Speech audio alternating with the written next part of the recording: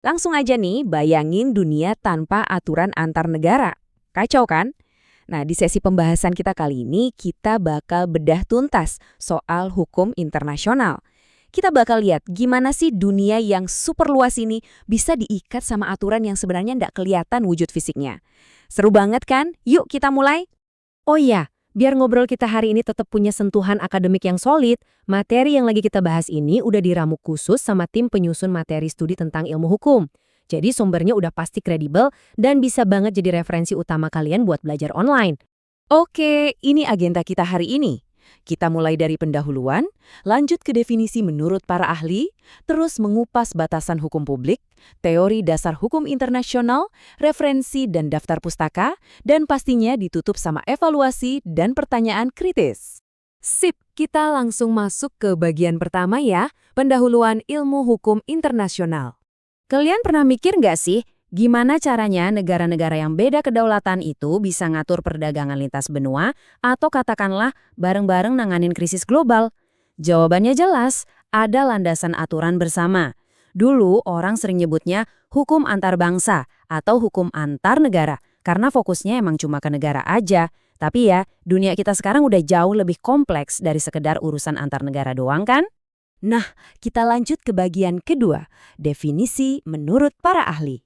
Kalau ngomongin definisi, ini tuh sebenarnya tergantung banget di zaman apa para ahli ini hidup. Coba kita lihat definisi klasik dari L. Oppenheim. Dia bilang kalau hukum internasional itu semacam kumpulan aturan kebiasaan dan konvensi yang mengikat negara-negara beradab.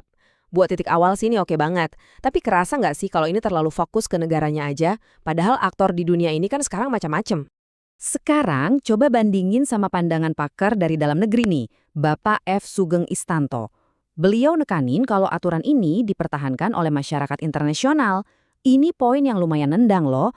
Kenapa? Karena ini ngebantah anggapan kalau aturan global tuh cuma sebatas moralitas doang.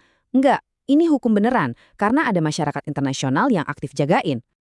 Terus, biar pemahaman kita makin mantap, kita jadikan rumusan Prof. Mokhtar Kusuma Atmadjas sebagai jangkar.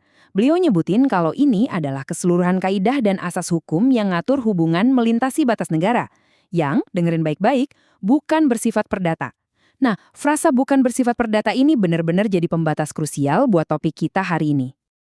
Biar kalian gampang nyatetnya, kita bedah aja definisi Prof. Mokhtar tadi jadi 3 elemen inti.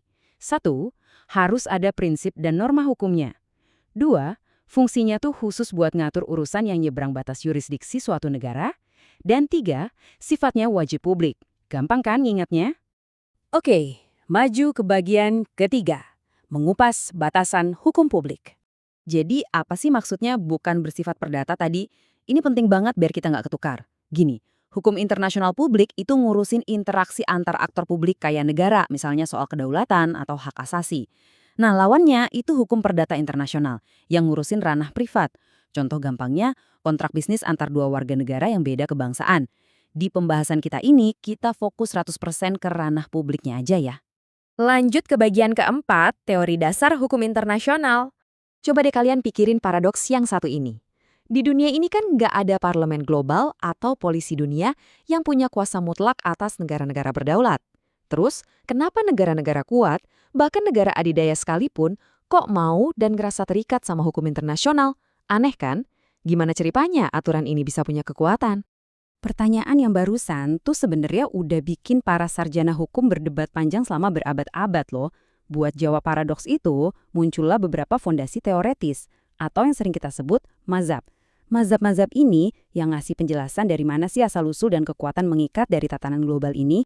Yuk, kita bandingin 3 mazhab utamanya secara objektif. Pertama, ada mazhab naturalisme. Mereka bilang hukum ini nikat karena asalnya dari moral atau hukum alam universal yang berlaku buat semua manusia. Terus ada positivisme yang sekarang lagi dominan banget nih. Positivisme ngelihat hukum itu ngikat murni karena ada persetujuan atau konsensus antar negara, biasanya lewat perjanjian resmi. Nah, yang terakhir, realisme. Ini pendekatannya pragmatis abis. Mereka mandang hukum internasional itu dipatuhi, ya cuma selama aturan itu sejalan sama kepentingan dan dinamika kekuasaan negara-negara kuat. Masuk akal kan? Oh, ada satu lagi nih yang lumayan unik. Teori sosiologis dari mazhab Prancis. Teori ini pakai logika yang sederhana banget. Di mana ada masyarakat, pasti ada hukum. Sama kayak kita manusia yang nggak bisa hidup sendiri, negara juga butuh solidaritas secara global. Nah, kebutuhan mutlak buat jaga keteraturan sosial antar negara inilah yang bikin hukum internasional tuh wajib eksis dan mengikat. Masuk ke bagian kelima, referensi dan daftar pustaka. Ibarat mau ngebangun rumah, butuh fondasi kuat. Argumen akademik kita soal hukum internasional ini juga harus ditopang sama literatur yang udah teruji.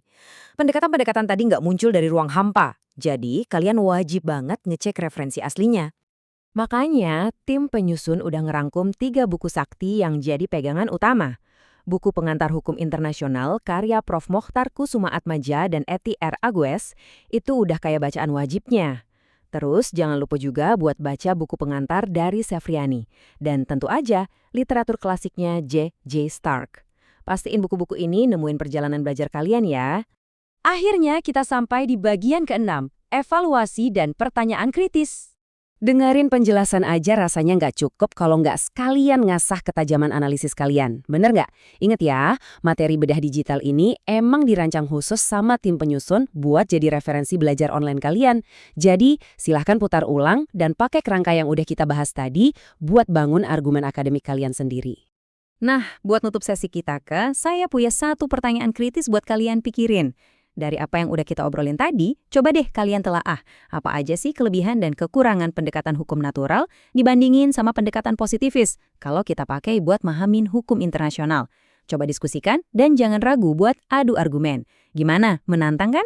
Oke deh, terima kasih udah nemenin saya bahas materi hari ini. Teruslah penasaran dan sampai jumpa di pembahasan seru berikutnya.